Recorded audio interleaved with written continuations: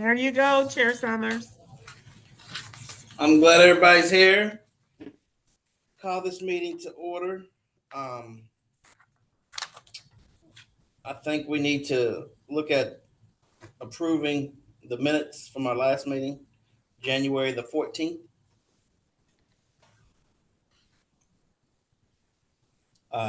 Those were sent out, so you should have those. Anybody have any questions or have any things that need to be changed or updated there? If not, can I get a motion to approve those? There's a small, I assume it's a typo on the second page.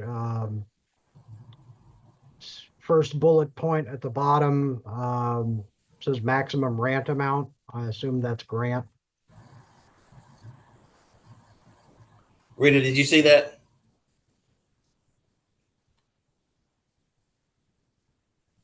Rita, I think you're on mute.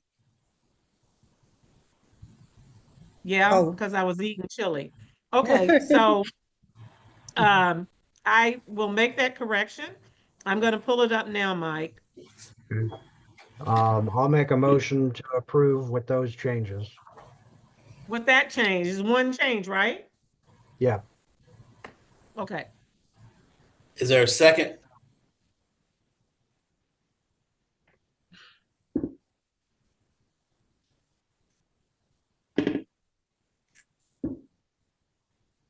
Do we have anybody else on the call that can second? Alicia, I need your video just for a second. I need 1 second, please. Okay, thank you.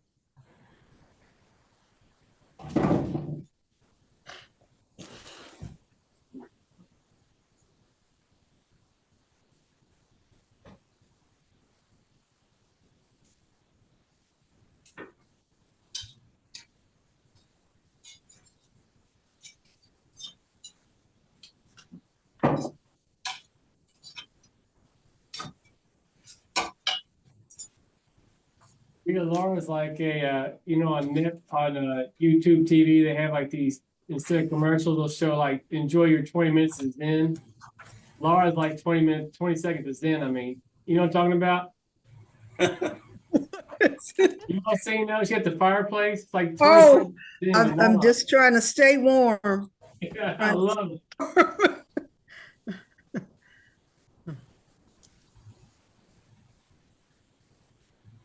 All right, so you still need a second, right? Okay, there you go. Right, Thank you. I second. Okay. Thank you, Ms. Thank you, Alicia. You're on mute, Alicia.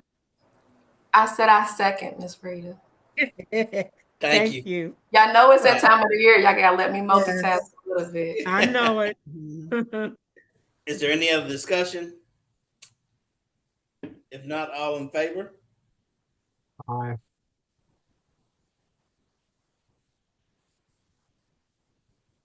Any opposed? All right, that motion carries. Thank you.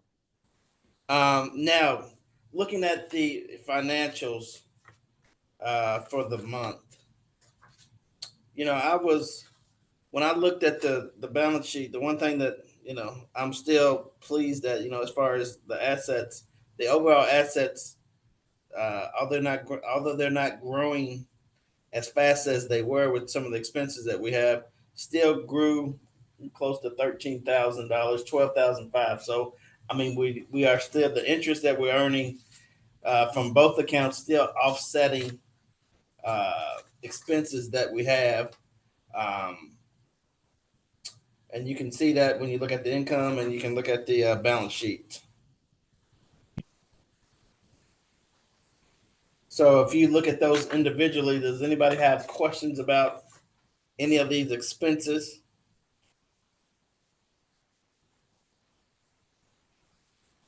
I've got a question about the Razor's Edge or the Capital Business Solutions. The Capital Business. Yeah, so there was a payment to Capital Business Solutions for $13,912.50. So I know that's the for the Blackbaud or Razor's Edge Yes.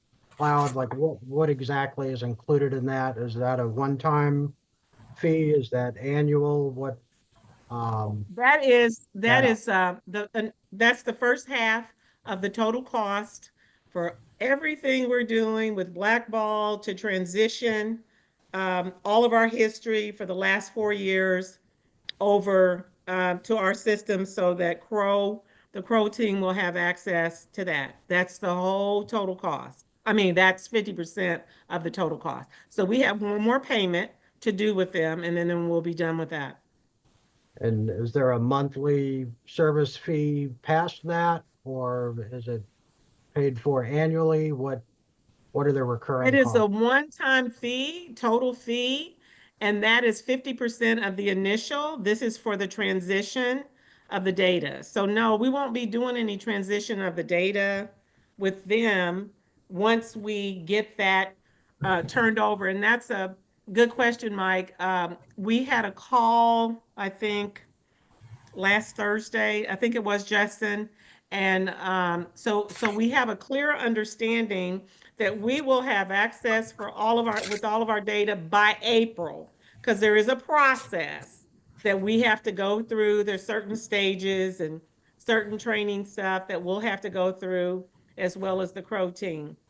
So that's why Otis is still doing the financials, and he got those to us yesterday at 5 o'clock. So that's why they were a little bit late getting out. But then in April, we should be able to then be working directly with Crow for the financials. So it's a one-time fee split in half. First deposit and then the final payment. Will the last payment be in April?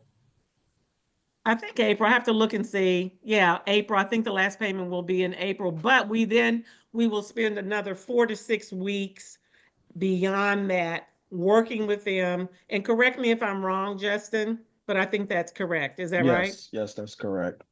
And during that time, prior to us hitting that April goal, like Rita said, there'd be some things along the way that they'll need us to do. And that's where our team could come in, and assist and whatever training or whatever checks and balances we need to do on our end to make sure that data is coming over correctly.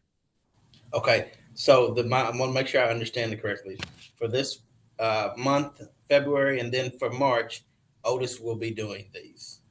And then April, will be the switch, and that will also be the last payment that we will be making for that.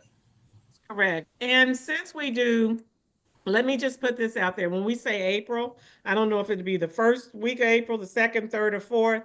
So if anything happens that it's after Finance Committee, then Otis may do the last one, for the second Tuesday in April. And then at that point, the Crow team will pick it up from there. Does that make sense? Well, I think our goal should be to try to make it before. So if Yes, we that is can the do goal. that, let's try to do Mhm. that. And then if Okay. for some reason we can't, but I think that we should push for that. And we seem like we should have enough time ahead of time right now. Hopefully we can make it happen. Gotcha. So the What else, actual Mike? fee for the hosting of the platform, is that included in these implementation fees, or is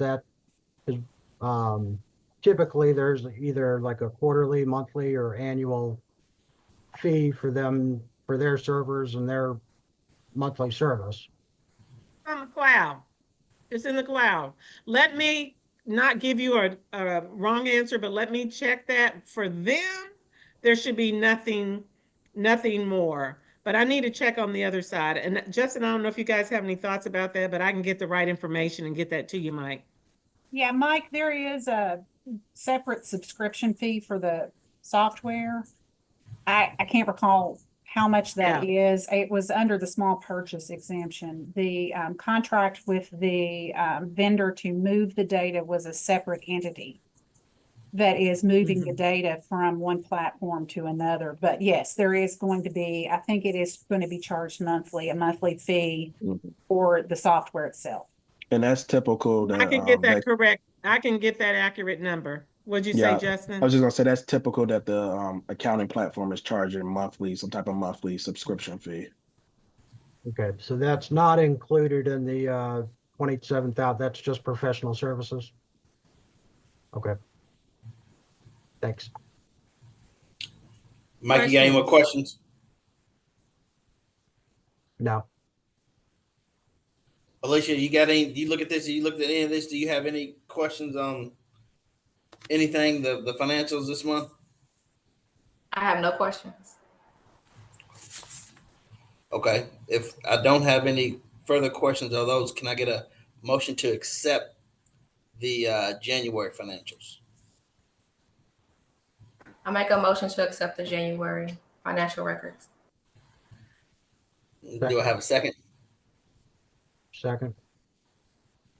Any other discussion? All in favor? Any opposed? That motion carries. Thank you so much. Justin, you guys got any updates from us from a standpoint of what's going on, from Crow's standpoint? Yeah, well, one was we already talked about was blackball. The other is the budget. I'm going through a revision process now. I sent Otis an email to kind of get some GL detail, and I know me and Rita touched base the other day about a couple more items she's gonna have to send over to me.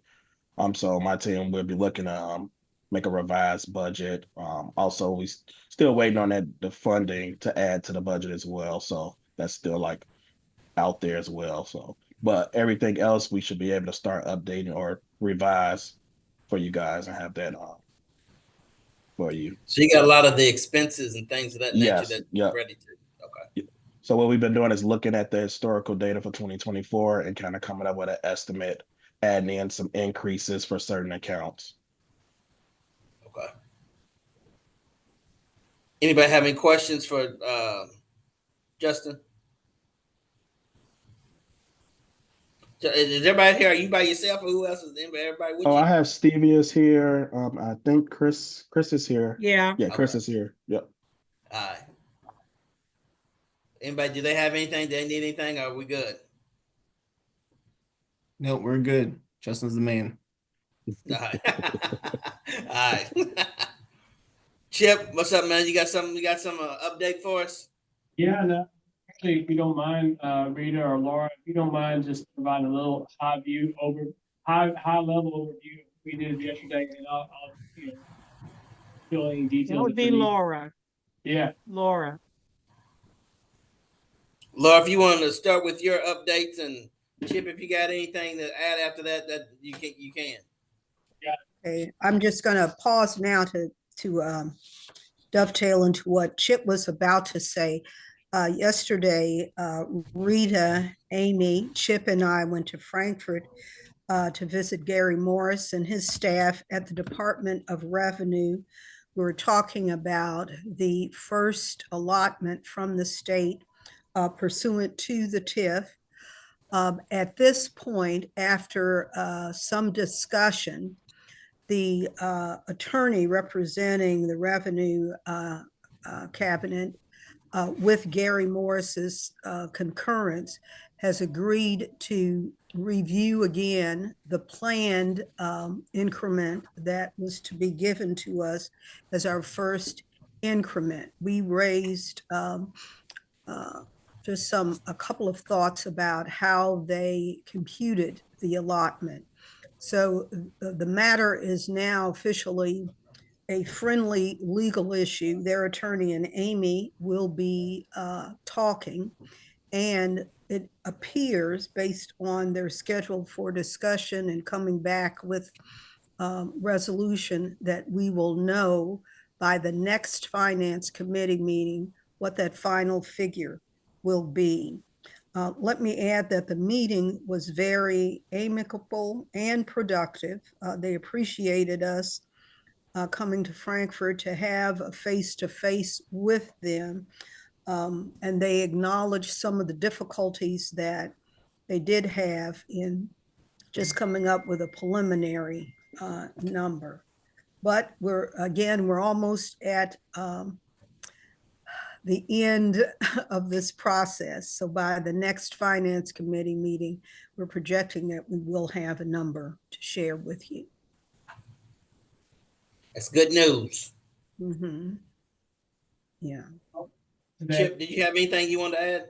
of course, one of the things that the Department of Revenue, so they had their staff there, the commissioner attended, we had their deputy commissioner, Richard with sales tax, Leslie with property. We had their, both, sets of attorneys. It was, they were engaged. A couple of things I think are important to share with the finance committee. One, they reminded us of the complexity of the task, particularly as it relates to sales tax and withholdings. In the 13 square miles of the 9 neighborhoods, there's 1,792 businesses. From 2022 to 2023, for example, that's the number. I don't mean today. The time period they are measuring in 2023 was 1,792. That was like a gain of like 24 businesses, but there's also businesses that left. There's business, and they don't just start neatly at the beginning of the year. They did a lot of handwork to get the first years out of the way. In fact, they did canvassing. The Department of Revenue staff went to portions of the 9 neighborhoods and canvassed to. It required a lot of phone calls, a lot of follow-ups. They did say that but generally speaking, it was smooth, and they didn't have any sort of any issues that they don't ordinarily have in getting people to understand why the Department of Revenue is asking for the information that they're seeking. So in that light, that explains the time, because we asked them, hey, on an ongoing basis, what should we plan for in terms of receiving information? So I think the goal for them is to, hey, in the fall of this year, and Laura, correct me if I heard differently, but I heard them to say, no, the plan would be in the fall of the year is when they would be looking to sending checks, not where we are now in April or March, February, March. So they were just explaining it's a very complex process. Yeah. Now, the good news is that all the folks at the Revenue Cabinet and those of us who attended the meeting yesterday in Frankfurt, all of us are regarding ourselves as being on the same team, and that we're working together to calculate or get to that final number, which is extremely encouraging. So this is not any kind of adversarial or contentious process. It's just an acknowledgement on both sides that this is a difficult task and that they are doing their best to conclude. They're listening very carefully to any concerns that we raise. So again, fingers crossed, hopefully by the next finance committee meeting, we'll have that final figure from the state. Well, I apologize that I was unable to make the meeting. Chip, I appreciate everybody going. And the one thing that is vitally important is that relationship, as Laura alluded to, everybody on the same team. So, I mean, that is very important, and we appreciate everybody, Rita, Laura, you, and Amy, as we continue to keep that cultivated in Frankfurt with the Revenue Cabinet and the executive branch and the legislative branch, and just all those individuals and that we need to make sure we got a relationship with, and that everybody is on the same team. So that is just great work and very appreciated. Can I add one thing just about timing and expectation setting? Just so everybody understands, there's a local component from Louisville Metro and there's a state component. This is only the state component. Louisville Metro only just started working on the local component in January, and they don't expect to have numbers to us until possibly as late as November. If that happens, we will get the numbers for both 2023 and 2024 at the same time. So what we will get in March is only one side of it. I see Mike's got a question. So there's been questions about whether or not there's been an increase or not. Based on those discussions last week, are we able to infer or extrapolate that there is an increase? An increase in, Basically, is there a positive number? mhm. Are we Yes, going to see dollars? there Yes. is a positive number. Okay. The only question is how big a positive number is it? And that's what they are continuing to work on the state level. You will receive an increment. In the time period of January, the increase from January 1, 2023 to December 31, 2023 compared to the previous year.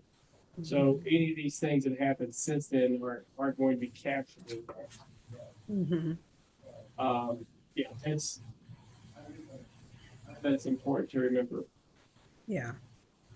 What you're saying is that when you pointed out 2023 over 2022, so for example, like the 28th and Broadway, all of that, the hospital, Goodwill campus, the MSD move and all that stuff will be factored in 2024 compared to 2022. Yeah, just a great easy one to talk about is Louisville MSD. They don't, if they move in, it'll be fall of this year, fall of 2025. So realistically, that won't be in the payroll, just to focus on payroll for them, won't be captured until the 2026 tax season. Right. So that'll, you wouldn't get paid on MSD's contribution until 2027. Yeah. Right. So that's Hey not Chip, a- let me ask you a quick question there. Like you said the state will be cutting a check in the fall. You said that, and then Yeah.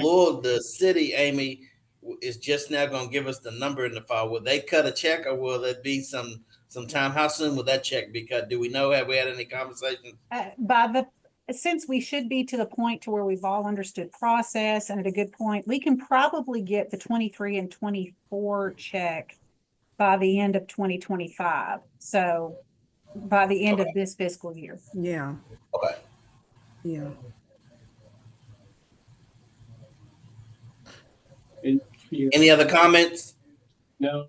So if I'm not mistaken, I don't remember if we had an agreement with the state, but the interlocal agreement with the city, if somebody moves within Jefferson County into our district, it doesn't count. There's a carve out for that, right? Thanks. Yes.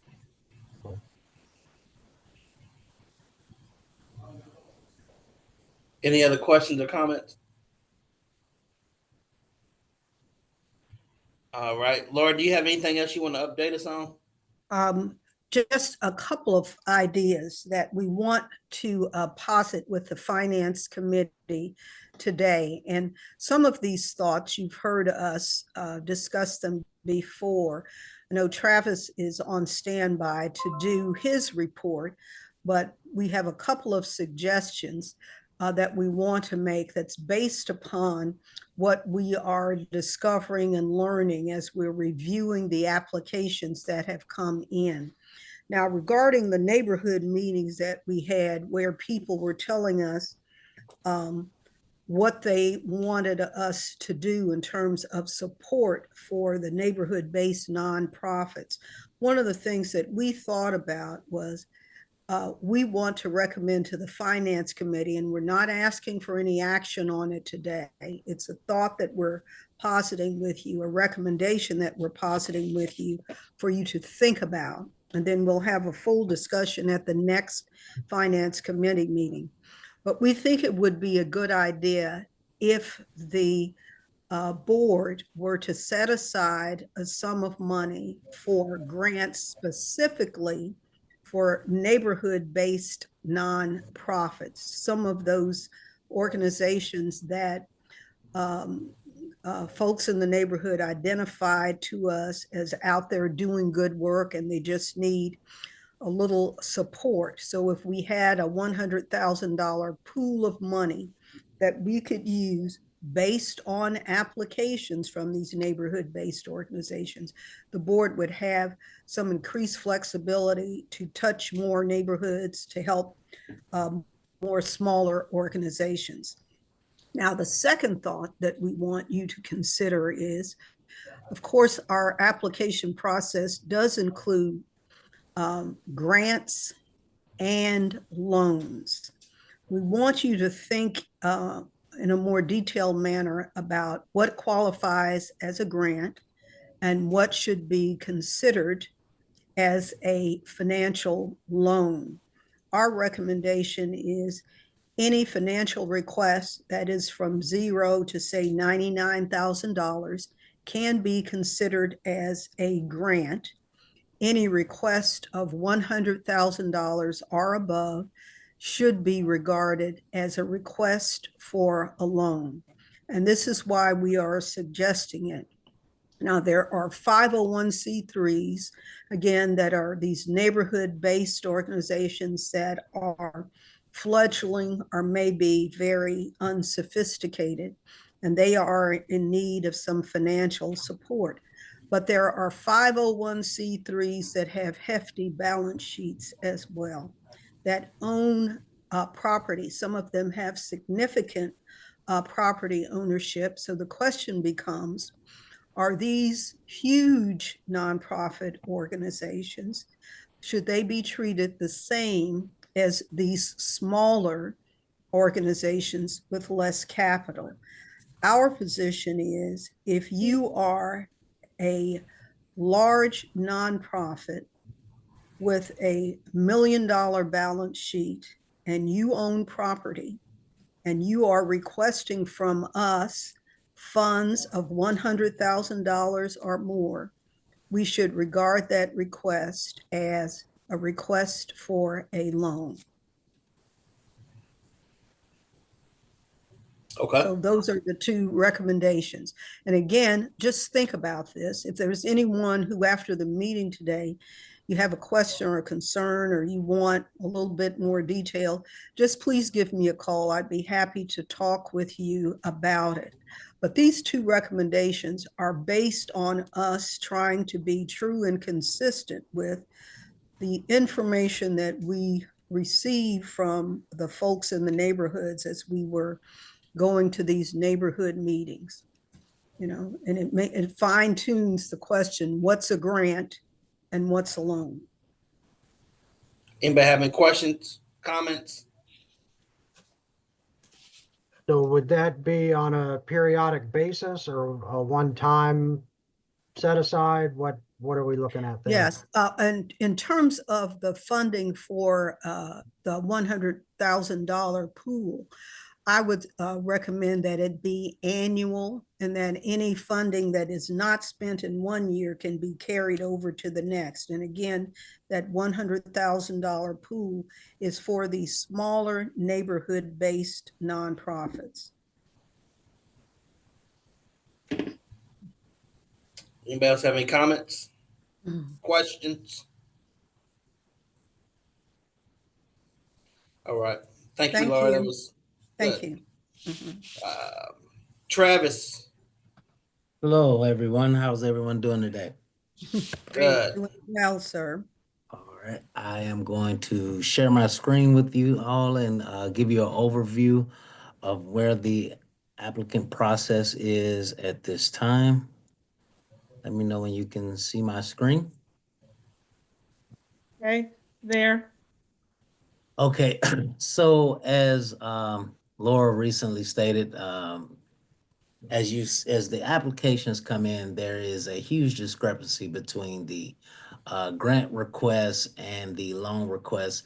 As you can see, currently the loan request is at 20 million. I mean, grant request is at $20,460,000, and the loan request is just under 6 million. The difference from the last time in total requests that since the last committee meeting is just over $5 million.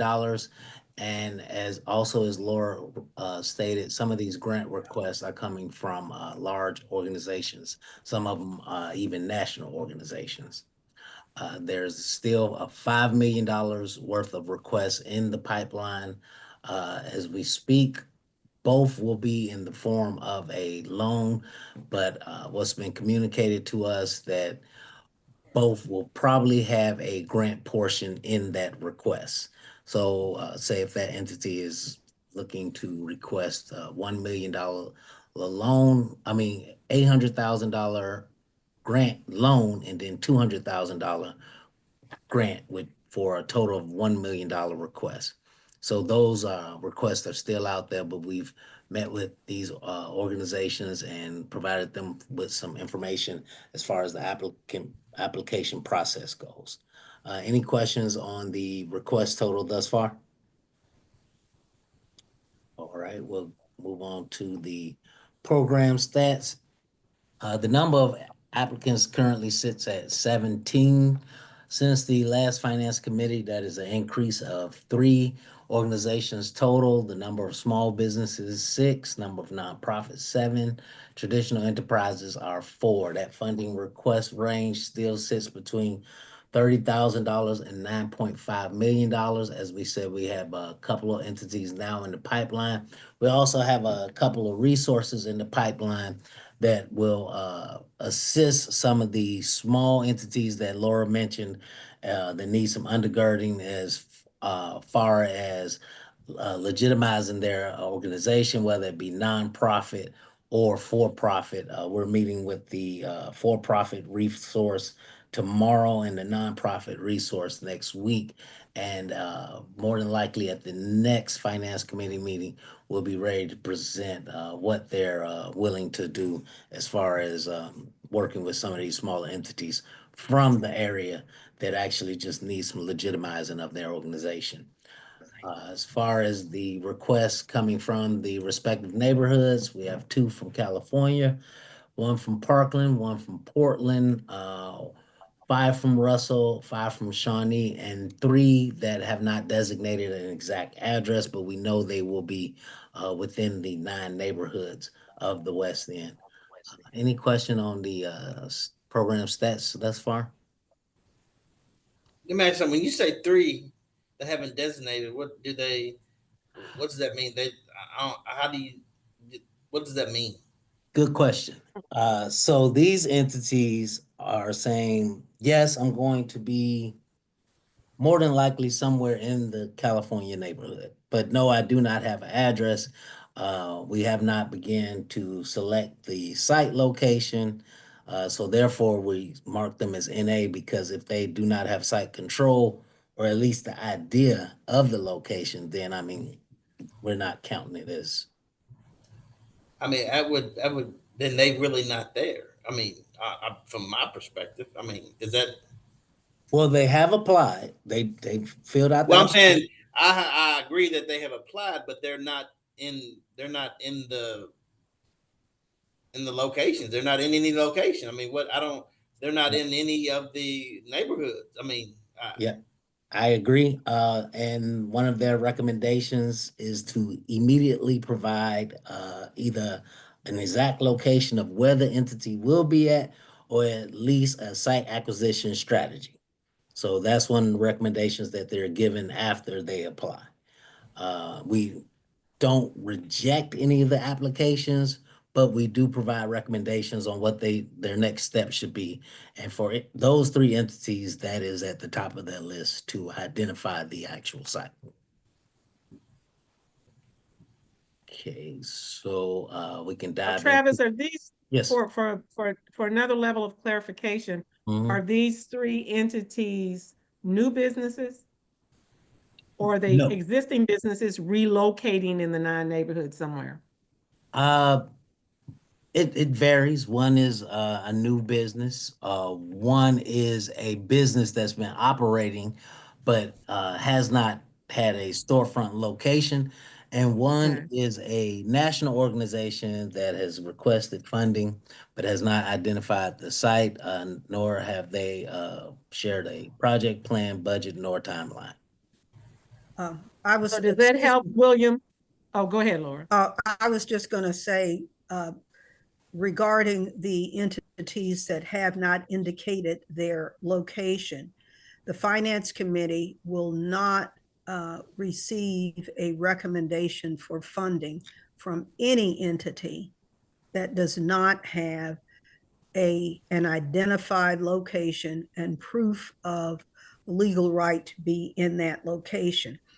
And as Travis says, we are not overruling people or telling them that we won't consider them if they have some defect or some missing piece in their application. So they are being encouraged to get a lease, bring that lease back to indicate that they have property where they will be located at in one of the 9 neighborhoods. But rest assured, you are not going to be asked to fund any entity that does not show a West End address. Okay. Absolutely. Mhm. So as we go into the different programs with the traditional enterprise, as Laura stated earlier, some of these applicants that are requesting some of these large amounts of funds in grant funds, we're putting them in the traditional enterprise. They're not going into small business, and we are requiring them to also meet the certain compliances that fall within the CFE, the criteria for fund eligibility, and identify how they plan to meet that criteria. So in the nonprofits, as we said, this is where the bulk of the requests are coming from. They vary 30,000 to 9.5 million. So those requests are out there. We're asking for documentation from some of these groups. There is one nonprofit that is in the Portland area that has one document that they just turned in, their last document that we requested. And that document is basically the allocation of their funds and a quote for the actual work that they want done on their facility. We're going to meet with them on Monday to discuss that final document that we received, and their information will be in the shared folder for review for the Finance Committee to review, and we'll be presenting that to you all as they would be a candidate for your consideration at that point. They've went through everything that we've asked them to supply us with. They've supplied us with that documentation. Like I said, this is the last document that we needed from them, and it's just concerning the allocation of the funds after we do a site visit on Monday and we speak with them about that quote. Then we'll be presenting that information to this Finance Committee. So we have one in the pipeline that is very close to capital investment ready, and there is another small business that's in the Russell neighborhood that will likely be ready by the time this committee meets again next month. They actually came, that's a small business that will be of impact to the community. They came when they applied with several of the documents that were requested, business plans, budgets, forecasts, and so forth. There's a few documents that we need in place and also a site visit, but all of that should be completed by the time this committee meets again. So there will be one small business and one nonprofit organization to consider when this committee meets again next month. We'll present it for your consideration. And also we'll be moving our platform over as far as the applications go. And as Laura brought up, those parameters that you all decide on, we want to make it where there's information beforehand before applying. So those organizations will know upfront what box they fit in, just to if this committee decides and the board decides to have where a small business, once you reach a certain ceiling in your request, then there needs to be compliance as far as that community benefits program, as far as the impact and as far as, you know, if there's gonna be any type of occupation opportunities there and so forth, but some type of compliance. And you all will decide that ceiling, as well as if there is a ceiling from where you go from the actual grant to automatically you would be in that traditional loan request. So we like to, as we move over, integrate this new platform for the application, we'll present that to you all before it's done, just so you can get a view of it and see what it's going to look like. But we believe it's going to streamline the process on your website some, and as well as just some of the feedback that we've gotten as far as, or that we had to give as far as where organizations should apply. It'll straighten out some of that as well. So are there any other questions concerning the status of the application process? All right, I will stop sharing my screen, and thank you all very much for your time as usual, and thank you for providing the opportunity to be of service. Thanks, Travis. Good information. Anybody have any other questions, concerns, comments for Travis? I have a question, William, but I don't know who can answer this question. So I know we spoke briefly on the amount of funding that some organizations were asking for. So I guess if they're going through the pipeline and the process and they ask for a certain amount, is there a stage where we say, okay, we cannot give you $30 million, or we cannot give you, like, they did everything they're supposed to do, but the amount that they're asking for is just not something we're able to do to be able to make the impact? Is that included in the process somewhere? Did I miss that? I think that would still come to us, and then we would have to do that, if I understand it correctly. Is that fair, Laura? Let me say, in the bi-weekly meetings that we have been having with Travis, as we've reviewed each of these applications, if we have a counter or a suggestion to them regarding how they should best frame their ask, that's being communicated to them. And then they have to, think about it, see if that's how they're going to do it, et cetera, and then continue through the process, so that by the time it comes to this committee, you will have, and our recommendation will include, if there's an agreement, what they've agreed to do. So alternatives are being discussed with folks. Thank Those you. determined. Go ahead. I'm sorry, Alicia. No, thank you. That was the response I was looking for. Thank you. Okay. Okay. And also those determination letters, not final determination, but determination letters are in the share folder as well.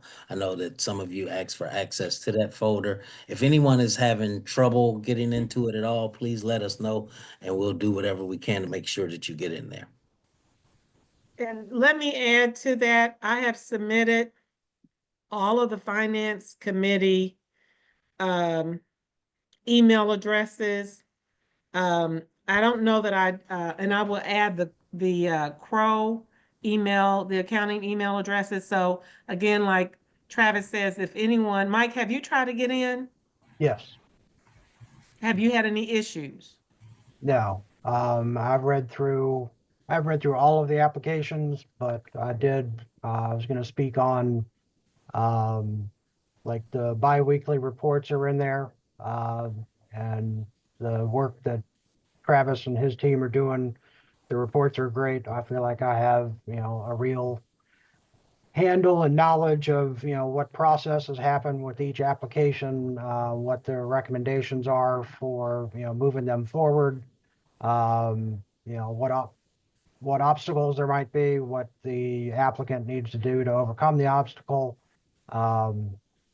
It's fairly detailed stuff. So, if you've got questions on that and you enjoy being in the weeds, get in there and look. There's, it's a plethora of additional information. Good deal. Anybody else have any questions, comments? I just want to emphasize one thing that Travis said, and he said it really kind of modestly. At your next finance committee meeting, you should be prepared to receive what will be our first recommendation for funding. And it looks like that project is in the Portland neighborhood. So that's a One good of the news two, story. right? Uh-huh. One of the two. One's in the Portland And neighborhood. So and that's it's great. also important to remember when Laura says you will receive it, it will be presented at the next committee meeting. You're not being asked to make a decision right then on the spot. All the information will be laid out and you will have ample time to review and come back as we meet each month. Mhm. There will It's also getting be, exciting. yeah, there will, Yes. yes, it is. Yes. There will also be, Travis is doing a fabulous job. I'm just going to brag on Travis for a while. Yeah. Travis and Cornerstone are an outstanding resource for us. And I think Tiana is on the call. She just doesn't have her video on. I think Tiana's been sick, so I hope you're feeling better, Tiana. I'm feeling well, thank you. Good. Okay.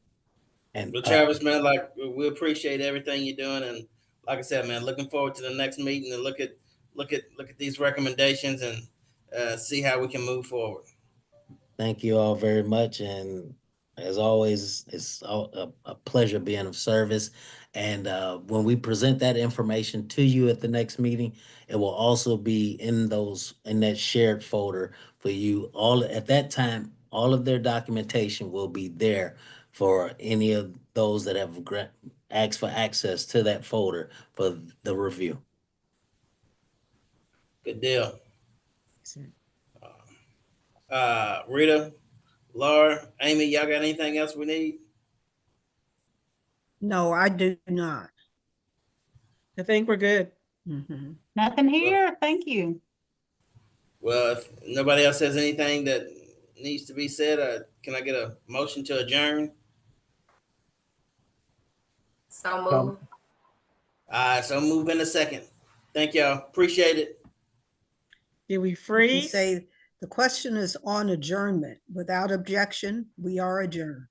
I think we froze for a minute. Okay. All right. Did you hear me? Thank you. Oh, let me just say this real quick. Christopher Watkins with Crow is back, you all. He Yeah. was on paternal family leave or family leave because he has a new bundle of joy and he's been out spoiling that new little girl, right? Yep. Mhm. Yep. Okay, well, Chris, glad to have you back. Thank you. Bravo, Chris. Better get some sleep, bro. I'm trying. Okay. All right, you guys take care. Have a good Bye-bye. one. Thank you. Thank All right, you. bye-bye. Bye. Bye. Thanks, Travis.